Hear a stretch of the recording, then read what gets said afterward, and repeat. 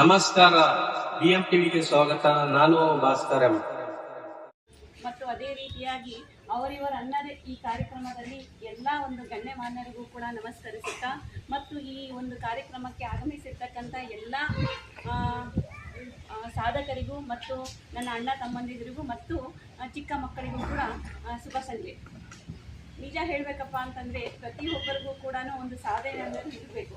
ಸಾಧನೆ ಯಾವ ರೀತಿಯಾಗಿರ್ಬೇಕಂತಂದರೆ ನಮಗೆ ಸಾಧನೆ ಇರುತ್ತೆ, ಆ ಸಾಧನೆಯನ್ನು ಗುರಿ ಮುಗಿಸಲಿಕ್ಕೆ ಒಬ್ಬ ಗುರು ಬೇಕು ಅಂತಂದು ಹೇಳಿ ಇರುತ್ತೆ. ಅದೇ ರೀತಿಯಾಗಿ ನನಗೆ ಯಾಕೆ ಖುಷಿ ಅಂತಂದರೆ, ಈಗ ಪ್ರೇಮನವ್ರು ನೋಡಿದರೆ ಈ ಹಳ್ಳಿಗಳಲ್ಲಿ ಕೂಡ ಅಂಥ ಕಲೆಗಳು ಇರುತ್ತೆ ಮತ್ತು ಅದೇ ರೀತಿಯಾಗಿ ಅವರು ಹೈಕೋರ್ಟಲ್ಲಿ ವರ್ಕ್ ಮಾಡ್ತಾರೆ ಅಂತಂತಂದರೆ ತುಂಬ ಒಂದು ಖುಷಿಯ ವಿಚಾರ. ಯಾಕಂತಂದರೆ ಅವ್ರು ನೋಡಿದರೆ ಹೈಸ್ಕೂಲ್ ಹುಡುಗಿ ಥರ ಕಾಣಿಸ್ತಾ ಇದ್ದಾರೆ. ಮತ್ತು ಇನ್ನೊಂದು ಏನಪ್ಪ ಅಂತಂದರೆ, ಈಗ ಹಳ್ಳಿಗಳಲ್ಲೆಲ್ಲ ನಾವು ನೋಡ್ತಾ ಇದ್ದೀವಿ, ಹಳ್ಳಿಗಳಲ್ಲಿ ಏನಾಗ್ತಾ ಇದೆ ಅಂತಂದರೆ ಪ್ರತಿಯೊಂದು ಕೂಡ ಒಂದು ಈಗ ಜನಪದ ಆಗಿರ್ಬೋದು, ಡೊಳ್ಳು ಕುಣಿತ ಆಗಿರ್ಬೋದು, ಮತ್ತು ಆಮೇಲೆ ಈಗ ತೊಗಲುಗೊಂಬೆ ಆಟ ಆಗಿರ್ಬೋದು, ಈಗ ಗೀಗಿ ಪದ ಆಗಿರ್ಬೋದು, ಎಲ್ಲ ಕೂಡ ಮರಿಮಾಚ್ತಾ ಇದ್ದಾವೆ. ಯಾಕೆ ಮರಿಮಾಚ್ತಾ ಇದ್ದಾವೆ ಅಂತಂದರೆ, ಈ ಥರದ ಒಂದು ವಿಶೇಷ ಕಾರ್ಯಕ್ರಮಕ್ಕೆ ನಾವು ಕೂಡ ಹೋಗ್ತಾ ಇಲ್ಲ, ನಮ್ಮ ಮಕ್ಕಳು ಕೂಡ ನಾವು ಕರ್ಕೊಂಡು ಹೋಗ್ತಾ ಇಲ್ಲ. ಯಾಕೆ ಈ ಥರ ಆಗ್ತಾ ಇದೆ ಅಂತಂದರೆ, ಮೊಬೈಲ್ ಗೀಳಾಗಿದೆ ಎಲ್ಲರ ಹತ್ರನೂ. ಮೊಬೈಲ್ಗಳನ್ನು ನಾವು ಏನು ಮಾಡಬೇಕಂತಂದರೆ ಅತಿ ಹೆಚ್ಚು ಅದನ್ನು ಬಳಕೆಯನ್ನು ನಾವು ತಪ್ಪಿಸ್ಬೇಕು. ಅತಿ ಹೆಚ್ಚು ನಾವು ಬಳಕೆಯನ್ನು ತಪ್ಪಿಸ್ಬೇಕಂತಂದರೆ ಈ ಹಳ್ಳಿಗಳಲ್ಲೆಲ್ಲ ಜಾತ್ರೆಗಳೆಲ್ಲ ನಡೀತಾ ಇರುತ್ತೆ. ಇಂಥ ಒಂದು ಟೈಮಲ್ಲಿ ಹೋದಾಗ ಮಕ್ಕಳ ಒಂದು ಸೆಳೆತ ಏನಾಗ್ತದೆ ಅಂತಂದರೆ ಅಲ್ಲಿ ಹೋಗ್ತದೆ. ಆವಾಗ ನೋಡಿದಾಗ ನೋಡಿ ನೀವು, ಆವಾಗ ನಾವೇನು ಮಾಡ್ತಾ ಇದೀವಿ ಅಂತಂದರೆ ರಾತ್ರಿ ಎಲ್ಲ ಕೂತ್ಕೊಂಡು ನಾಟಕಗಳೆಲ್ಲ ನೋಡ್ತಾ ಇದ್ರು. ಇವಾಗಿನ ಜನ ಯಾರಾದ್ರೂ ನಾಟಕ ಅಂದರೆ ಏನಂತ ಗೊತ್ತಾ?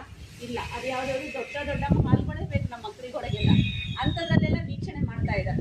ಅದಕ್ಕೆ ನಾವು ಏನು ಮಾಡೋಣ ಅಂತಂದರೆ ಪ್ರತಿಯೊಂದು ಕಾರ್ಯಕ್ರಮದ ವಿಶೇಷತೆ, ಇವಾಗ ನೋಡಿ ಅಮ್ಮನವರ ನಾವೇನಂತಂದರೆ ಒಂದು ರಾಷ್ಟ್ರ ಮಟ್ಟದವರೆಗೂ ಗುರುತಿಸಿದಾಗ ಇಂಥವ್ರ ಬಗ್ಗೆ ಅದಕ್ಕೆ ನಾನು ಏನು ಮಾಡಿದೆ, ನನ್ನ ಮಗ ಇದ್ದ, ನನ್ನ ಮಗನ ಅಮ್ಮನ ಹತ್ರ ಫೋಟೋ ತೆಗೆಸಿದೆ. ಯಾಕೆ ತೆಗೆಸಿದ್ದೆ ಅಂತಂತಂದರೆ ಅವ್ರು ಯಾರು ಏನು ಯಾವ ರೀತಿಯಾಗಿ ಪದ್ಮಶ್ರೀ ಪ್ರಶಸ್ತಿ ತೆಗೆದ್ರು ಅಂತ ಅನ್ನೋದು ನನ್ನ ಮನೆಗೆ ಹೋಗಿ ಹೇಳಬೇಕು ಅನ್ನೋ ಉದ್ದೇಶದಿಂದ ನನ್ನ ಮಗನ ಹತ್ರ ನಾನು ಫೋಟೋ ತೆಗೆಸಿದ್ದೀನಿ.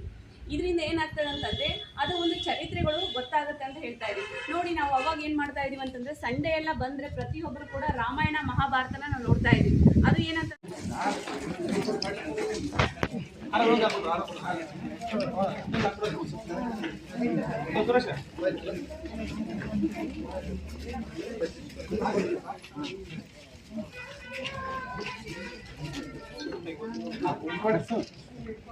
ಎಲ್ಲ ಮಹನೀಯರ ಸೇವೆ ಅನನ್ಯ ಸಮಾಜಕ್ಕೆ ಮುಂದೆ ಹೀಗೆ ಅಂತ ಶುಭ ಹಾರೈಸುತ್ತೆ. ಎಲ್ಲರಿಗೂ ಕೂಡ ಧನ್ಯವಾದ ತಿಳಿಸ್ತಾ ಇದ್ದೀನಿ.